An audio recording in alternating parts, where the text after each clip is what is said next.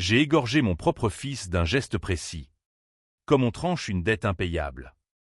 Et j'ai regardé son sang couler sur le parquet ciré de la maison familiale à Grasse. Cette perle provençale où les parfums de jasmin masquent à peine la pourriture des âmes. Ce n'était pas de la rage aveugle. Non, c'était une sentence prononcée depuis des années. Un verdict que j'avais scellé dans le silence de mes nuits insomniaques. Tandis que le monde feignait de croire en la sainteté du sang.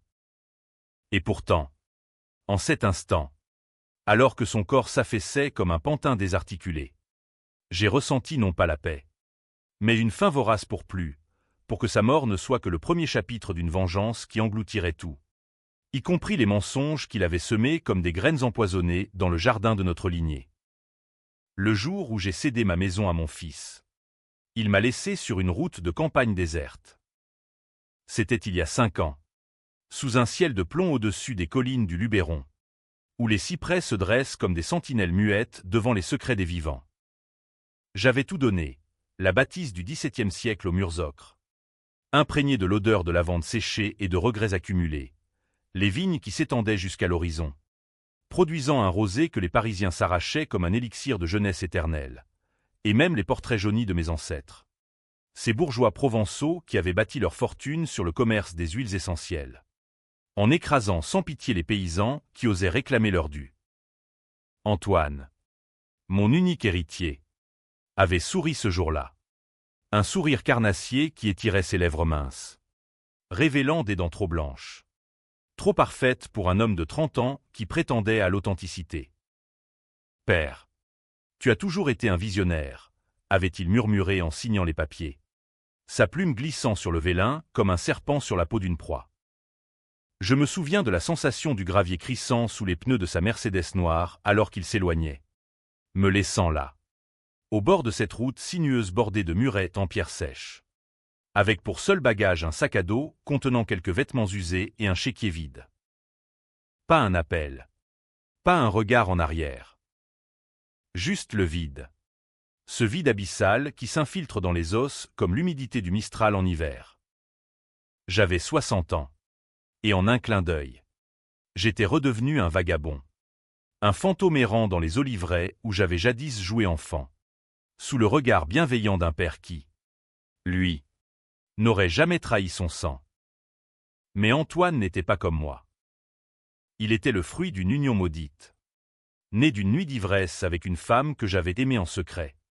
Une parfumeuse de grâce dont les yeux verts hantaient encore mes rêves. Elle s'appelait Élise.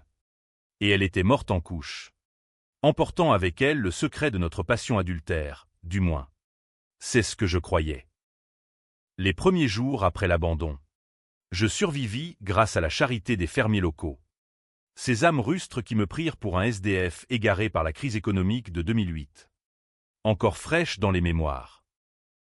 Je dormais dans des granges aux odeurs de foin et de crottin, écoutant les ululements des chouettes qui semblaient se moquer de ma chute.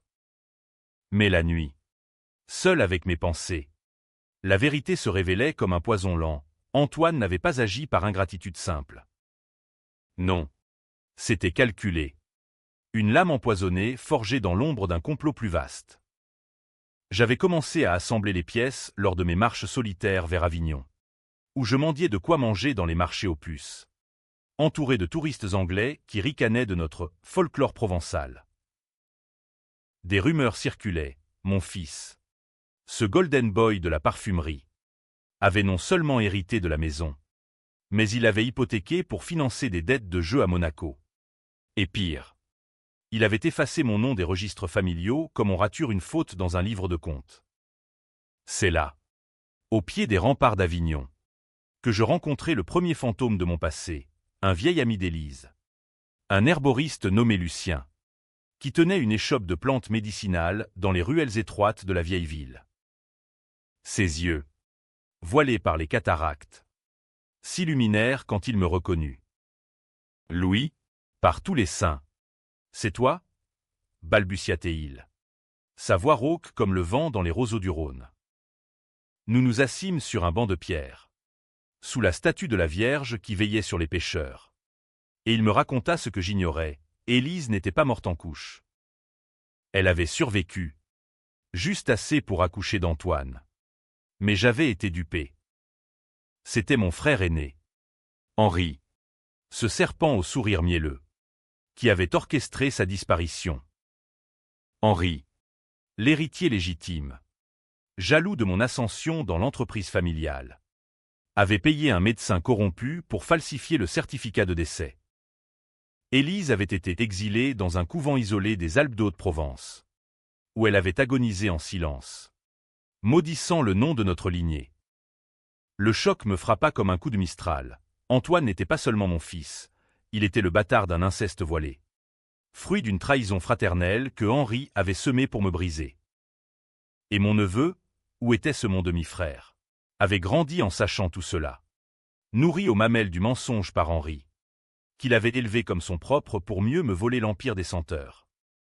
Lucien, les larmes coulant sur ses joues parcheminées, me tendit une lettre jaunie, cachetée d'un sceau en cire représentant un lys fané, les derniers mots d'Élise. Louis, protège-toi d'eux. Le sang nous lie, mais il nous tue aussi. Je lus ces lignes sous la pluie fine d'automne, et quelque chose en moi se brisa, non pas mon cœur, mais les chaînes de la passivité. La vengeance n'était plus un murmure, elle devint un feu dévorant. Un plan ourdi dans les ombres des cathédrales gothiques d'Avignon, où les confessionnaux absorbent les péchés sans les absoudre. Les mois suivants furent un lent apprentissage de l'invisibilité. Je me fondis dans le tissu usé de la France rurale, travaillant comme cueilleur de lavande dans les champs de Sceaux, mes mains calleuses arrachant les tiges violettes qui embaumaient l'air d'une fausse pureté. Chaque soir, je notais dans un carnet volé les détails, les habitudes d'Antoine, glané auprès de serveurs complices dans les bistrots de Cannes, les voyages d'Henri à Paris, où il négociait avec des magnats du luxe pour revendre nos formules ancestrales. J'appris à falsifier des identités, à me faire passer pour un employé itinérant des chemins de fer, voyageant de nuit dans les trains de marchandises qui serpentaient le long de la Méditerranée. Et toujours, cette fin, non pas pour la justice, mais pour une punition qui ferait douter le monde entier de la moralité des liens du sang. Car en France, pays des Lumières et des guillotines, la famille n'est qu'une illusion fragile. Un contrat social prêt à se dissoudre dans le sang. Un soir d'hiver, alors que la neige saupoudrait les toits de tuiles romaines de ma cachette à Uzès, je reçus un appel anonyme sur un téléphone prépayé. La voix était celle d'Antoine, suave et moqueuse. « Père, si tu crois que l'oubli te protège, tu te trompes. Reviens, et peut-être que je te laisserai un coin dans l'étable. » C'était un piège. Bien sûr. Mais il confirmait tout, il me traquait. Ces hyènes familiales, craignant que je ne déterre leurs secrets. Je raccrochai, le cœur battant, et allumai une cigarette roulée main, contemplant la carte punaisée au mur, un réseau de routes reliant Grasse à Paris, semé de points rouges, cibles potentielles. La première serait subtile. Un empoisonnement aux essences volatiles. Ces huiles que nous avions créées pour charmer l'essence. Mais qui, dosées avec précision, paralysent les poumons comme un baiser de la mort. Pourtant, au fond de moi, une voix murmurait l'hésitation. Et si le sang appelait le sang, Antoine, malgré tout, portait mes traits, ses yeux en amande. Hérité d'Élise, qui avait su me séduire jadis. Mais la trahison est un acide qui ronge les liens. Elle ne pardonne pas. Je rangeai le carnet, enfilai mon manteau rapiécé, et partis vers le nord, vers la capitale des parfums corrompus. La vengeance n'attend pas, elle frappe quand le fer est chaud. Et le mien l'était, forgé dans les feux de l'abandon.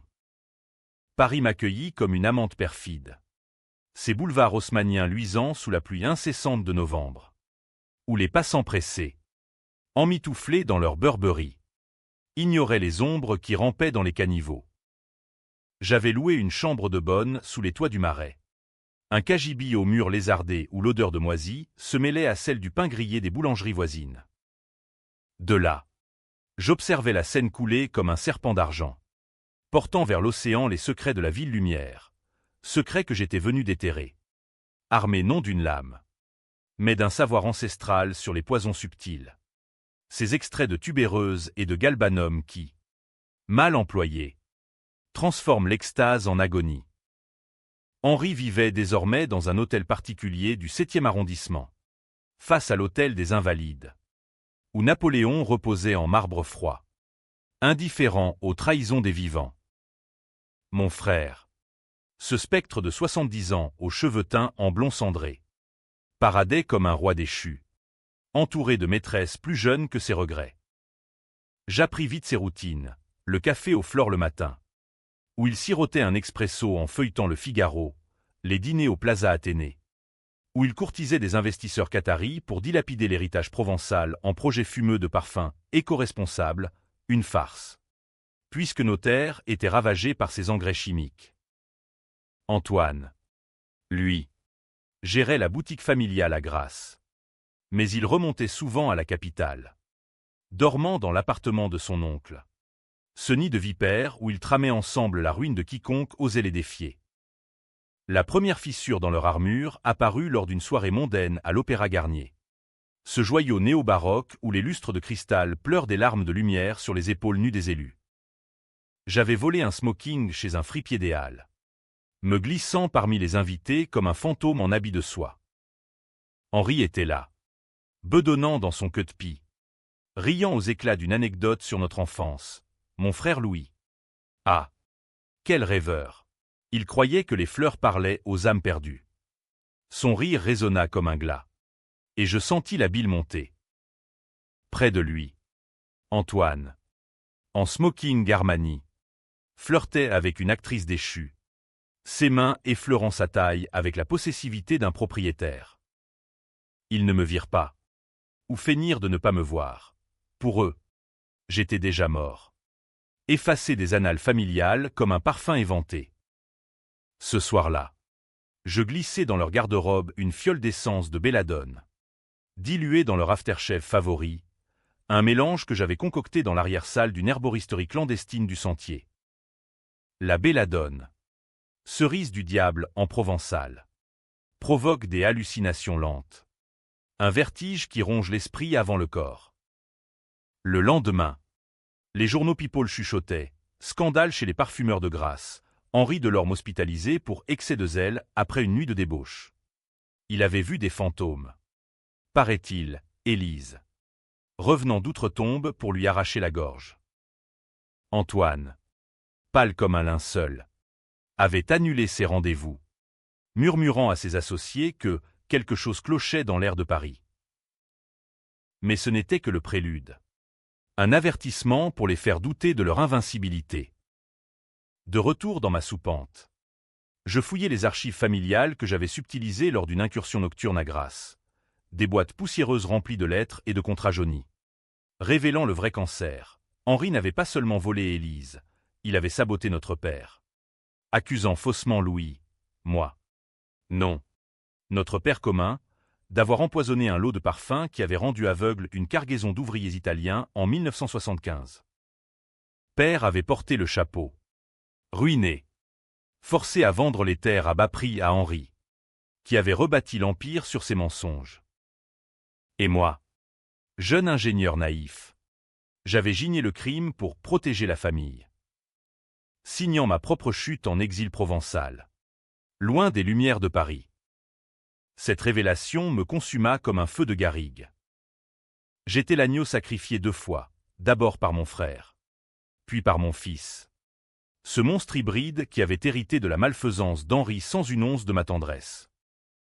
Je commençais à tisser un réseau d'alliés improbables, une ancienne employée de l'usine, Marie, une veuve aux mains tordues par l'arthrite, qui haïssait Antoine pour avoir licencié son fils, un hacker marseillais, un gamin des cités nommé Karim, qui piratait les comptes bancaires pour un pourboire en olives, et même un prêtre défroqué de la basilique Notre-Dame des Victoires, qui absout les vengeances au nom d'une justice divine pervertie.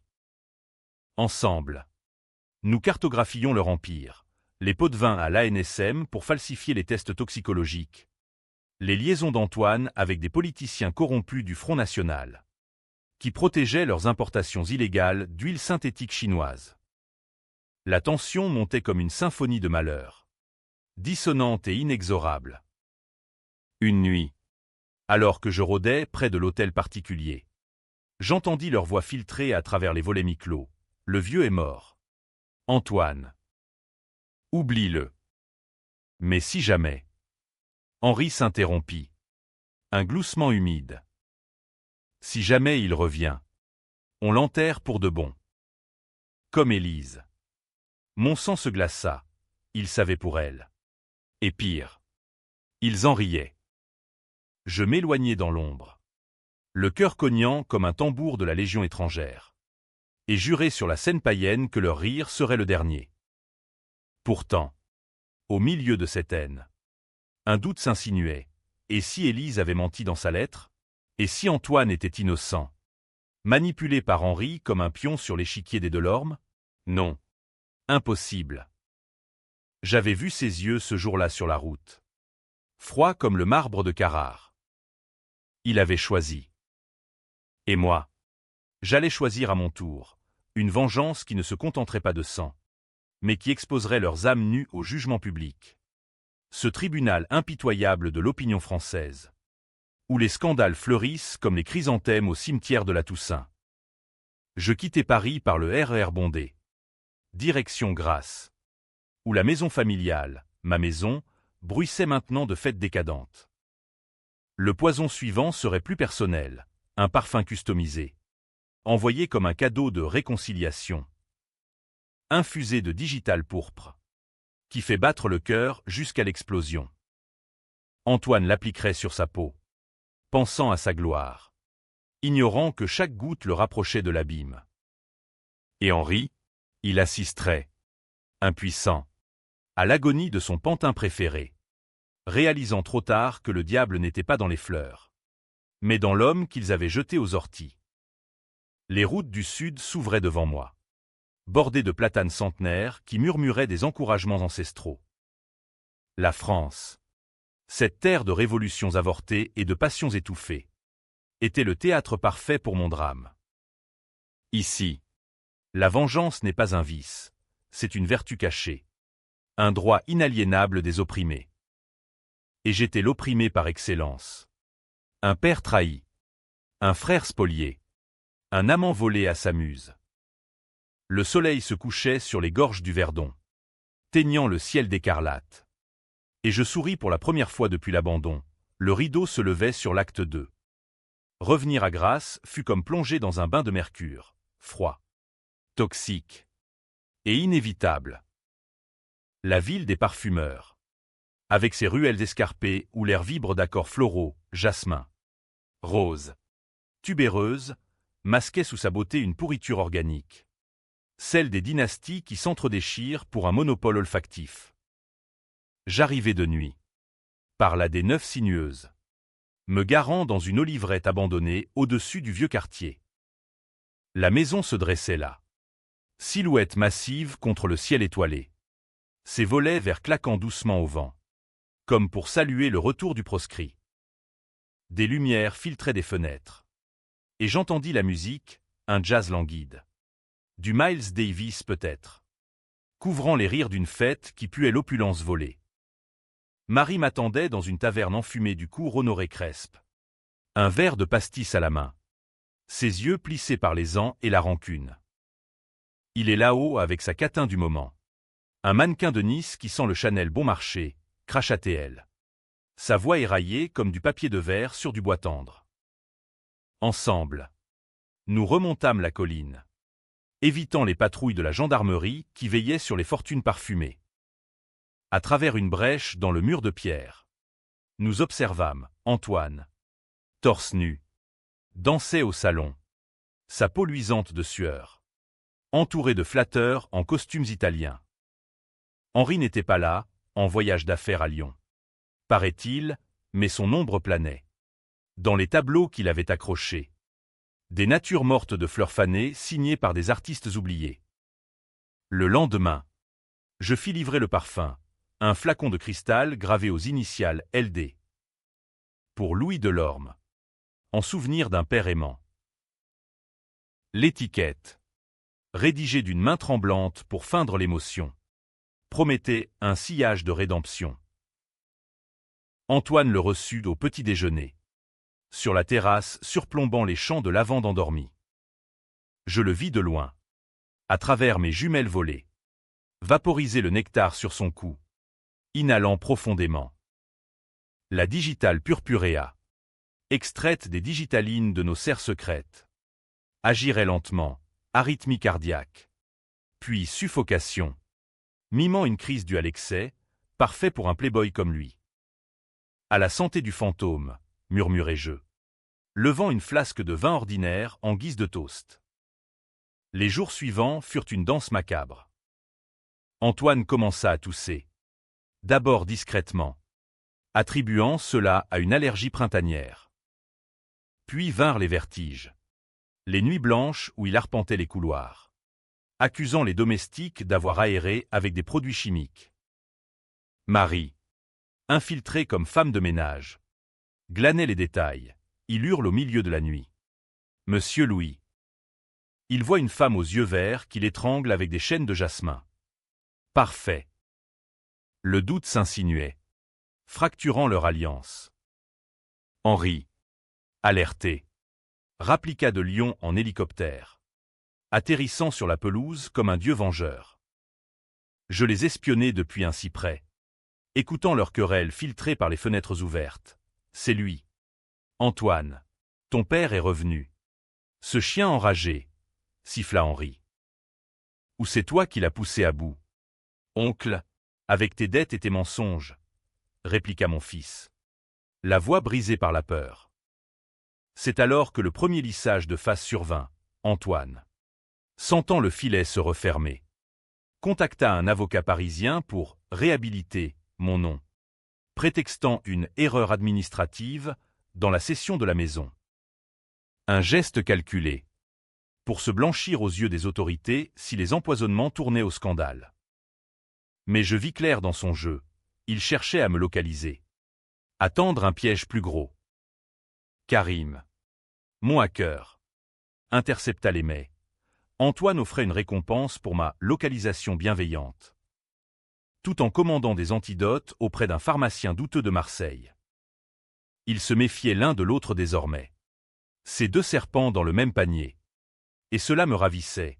La vengeance n'est-elle pas plus douce quand les traîtres s'entre-déchirent? Pourtant, la tension me rongeait. Dans mes cachettes, une grotte au-dessus de la vallée de la Siagne, où les chauves-souris voletaient comme des pensées noires, je revivais les souvenirs d'Élise. Nous nous étions aimés en 1985, lors d'un festival des Lumières à Grasse, où les chars fleuris défilaient sous une pluie de pétales. Elle, avec sa robe de lin blanc, avait dansé pieds nus, et j'avais succombé à son parfum personnel. Un mélange de bergamote et de mystère. Henri l'avait su. Bien sûr, il l'avait convoité. Et quand elle m'avait choisi, il avait frappé dans l'ombre, payant des voyous pour la kidnapper et la livrer au couvent. Père, mourant de honte pour le scandale, m'avait forcé au silence, me confiant l'usine comme une aumône empoisonnée. J'avais élevé Antoine comme le mien, ignorant sa paternité. Henri, le monstre, avait ensemencé Élise dans une nuit de viol, un secret qu'elle avait emporté pour me protéger. Cette vérité, apprise de Lucien, me hantait.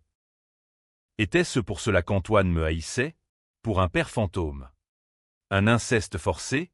Non, il savait. Et il avait choisi la voie d'Henri, vendant notre âme pour des yatchakan. Ma résolution se durcit, le prochain coup viserait Henri directement. J'infiltrai l'usine sous le couvert d'un ouvrier saisonnier, sabotant un alambic pour libérer des vapeurs de mercure, inodores, mortelles pour les poumons fragiles de mon frère. Lors de son inspection suivante, il toussa, cracha du sang clair, et fut évacué en ambulance vers l'hôpital de Cannes, diagnostiqué d'une pneumonie aiguë. Les journaux locaux titrèrent « Crise chez Delorme Parfum, empoisonnement industriel ». Le public s'agitait. Ces Provençaux fiers qui détestent les dynasties parisiennes. Des manifestations sporadiques éclatèrent devant l'usine. Des paysans réclamant des comptes pour les terres stériles. Antoine, isolé, commença à craquer. Il but. Beaucoup. Dans les bars à absinthe de la vieille ville.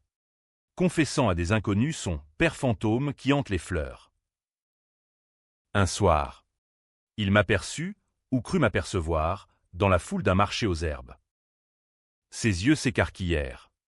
Et il hurla « Louis, reviens. On peut partager. » Un appel au secours.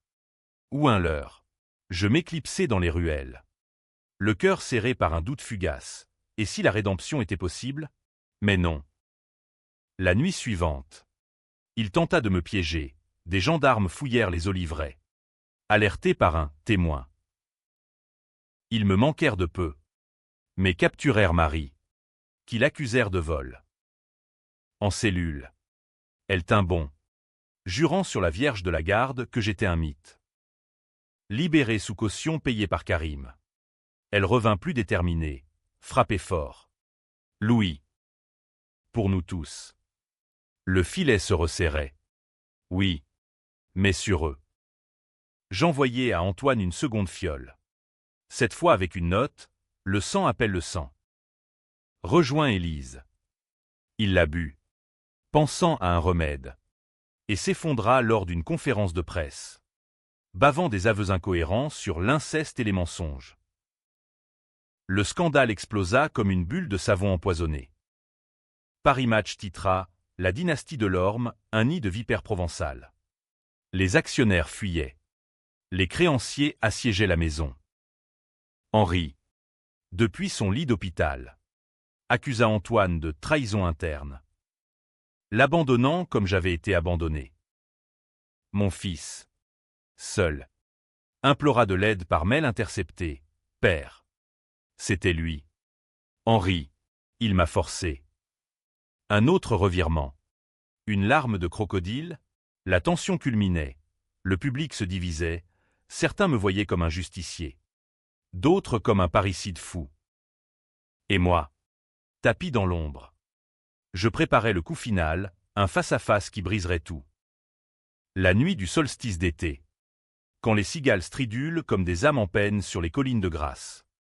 Je franchis les portes de la maison, ma maison, pour la confrontation finale. Les étoiles scintillaient au-dessus des vignes. Indifférentes au drame qui se nouait. Et l'air embaumait le jasmin en fleurs. Un leurre cruel pour ceux qui allaient suivre. Antoine m'attendait dans le salon. Affaibli par la digitale. Son visage creusé comme un masque de comédia dell'arte. Pâle et suant. Il était seul, Henri. Paranoïaque. S'était barricadé dans une clinique privée de Nice. Entouré de gardes suisses. Mais des fuites de Karim confirmaient sa présence. Il écoutait via un micro caché. Se lâche. Entre. Père, croissa Antoine. Sa voix un filet de fumée. Il était assis dans le fauteuil Voltaire où j'avais conçu mes premières formules.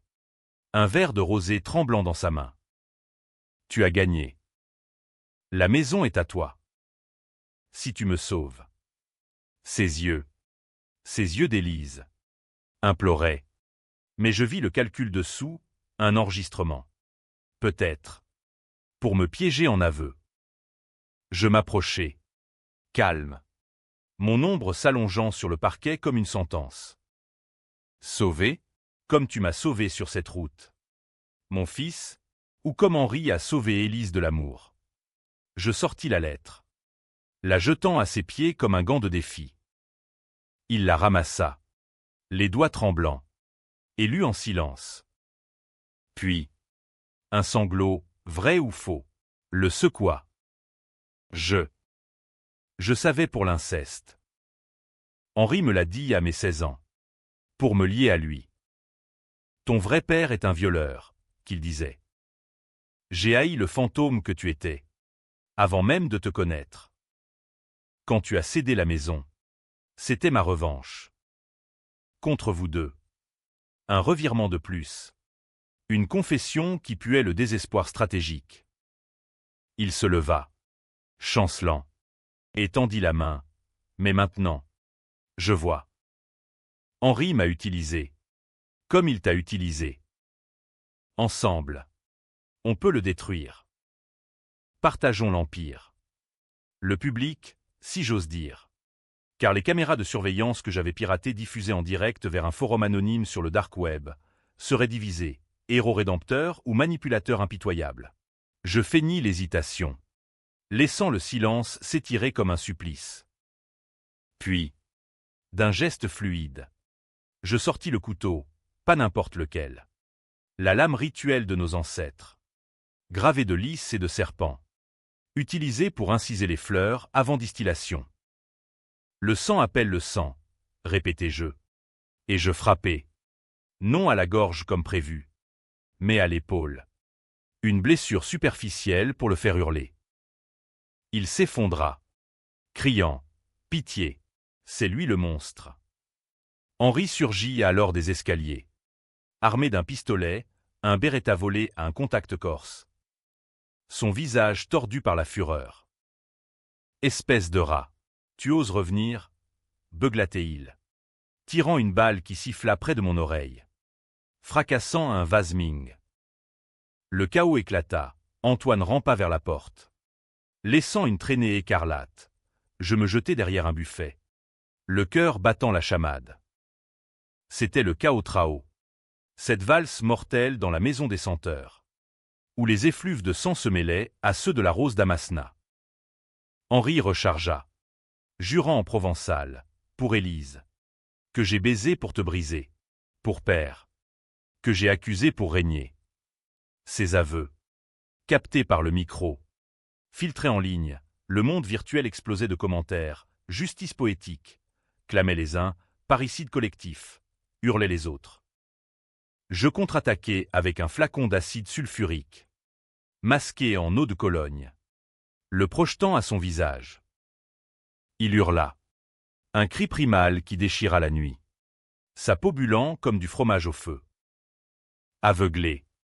Il trébucha, tirant à l'aveugle. Et la balle frappa Antoine en pleine poitrine. Mon fils s'immobilisa, les yeux vitreux fixés sur moi. « Père, dis-lui la vérité. » Un gargouillis.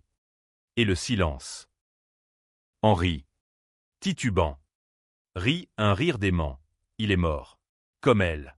Et toi, tu seras le bouc émissaire. Encore une fois. Il leva le pistolet. Mais je bondis, le plaquant au sol. La lame contre sa gorge. Gâche-toi, altatait-il. Tue-moi. Et tu portes tout, l'inceste, les poisons, le meurtre familial. La France adora le drame, le père vengeur ou le monstre. Le dilemme me paralysa. Tuer Henri ici ferait de moi le coupable. Gisant sur le parquet avec 2 cadavres. Accusé d'avoir tout orchestré pour l'héritage. Le laisser vivre, il me dénoncerait, tordant les faits pour me faire passer pour le violeur originel. Dehors. Les sirènes hurlaient, alertées par les voisins. Ou par le stream en ligne. Le monde divisait déjà les camps. Forum Reddit en français bouillonnait de théories. De pétitions pour la justice des Delorme. Je pressai la lame, sentant le pouls de mon frère faiblir sous la digitale résiduelle. Pour Élise, murmurai-je. Et je tranchai net, précis, comme un distillateur incisant une corolle. Le sang jaillit, chaud sur mes mains, et je m'effondrai à genoux, entouré de mes bourreaux vaincus. Les gendarmes défoncèrent la porte, armes au poing, et je ne résistai pas. C'est fini, dis-je au lieutenant. Un provençal au regard las. La vengeance est une fleur qui fane vite. Emmené menotté sous les flashs des médias. Je vis les vignes s'éloigner. Témoin muet de la chute des Delorme.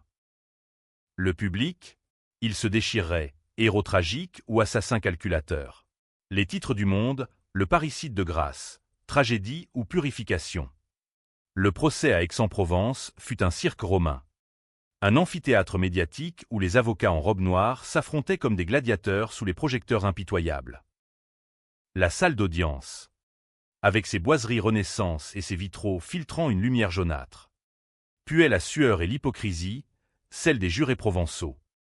Ces fils de paysans qui haïssaient les dynasties, mais tremblaient devant l'autorité. J'y entrai. Enchaîné mes droits.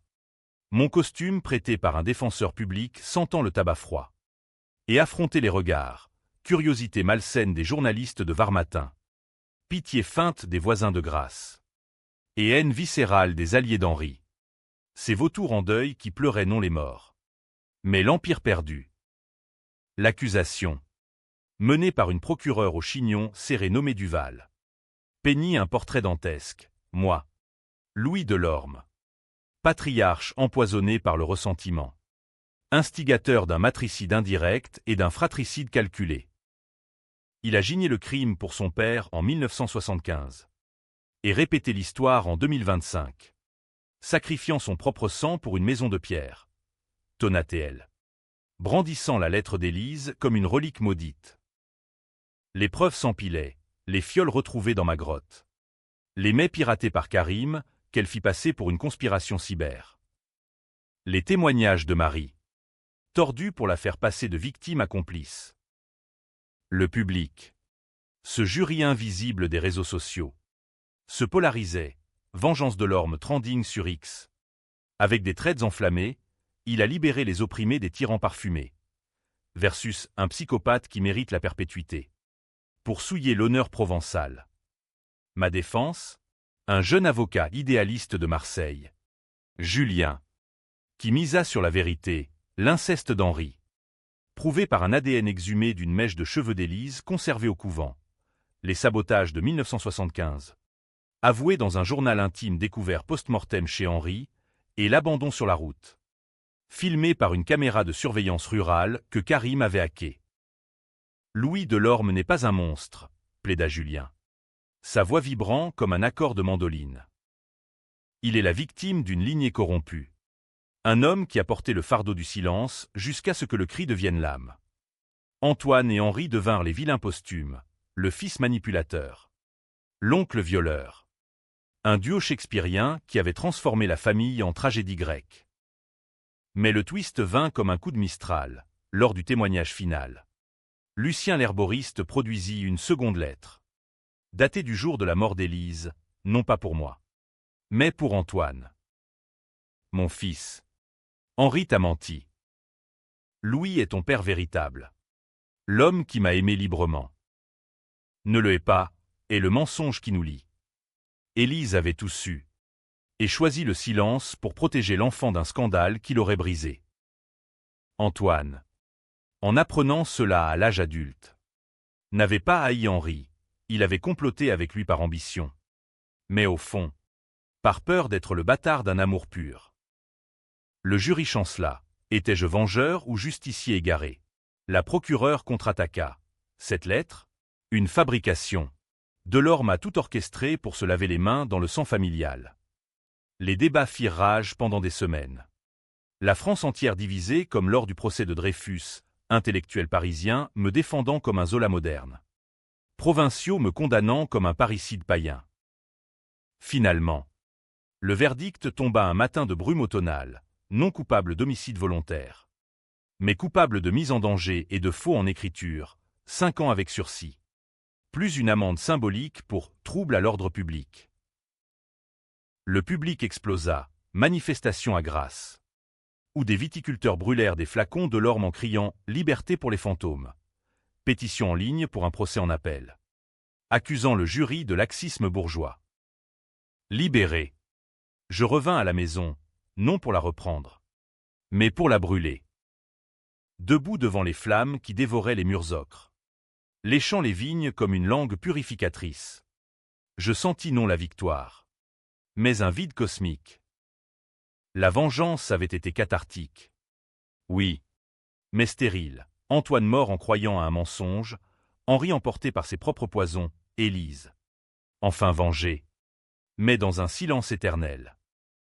Et moi, un homme de 65 ans, sans héritage, errant à nouveau sur les routes du Luberon, mais cette fois, libre du poids du sang.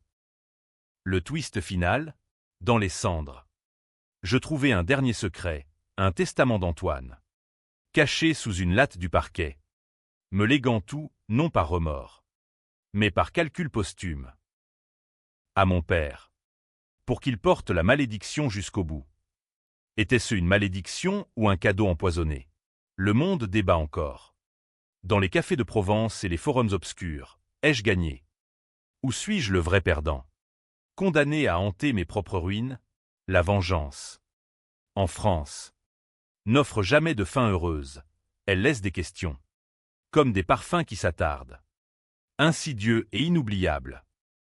Et tandis que le Mistral emportait les cendres vers la mer, je marchais vers l'horizon, un sourire amer aux lèvres. Le sang avait appelé le sang, mais au bout du compte, c'est le silence qui règne, ce silencieux AM, tendu, qui fait douter de tout, y compris de soi.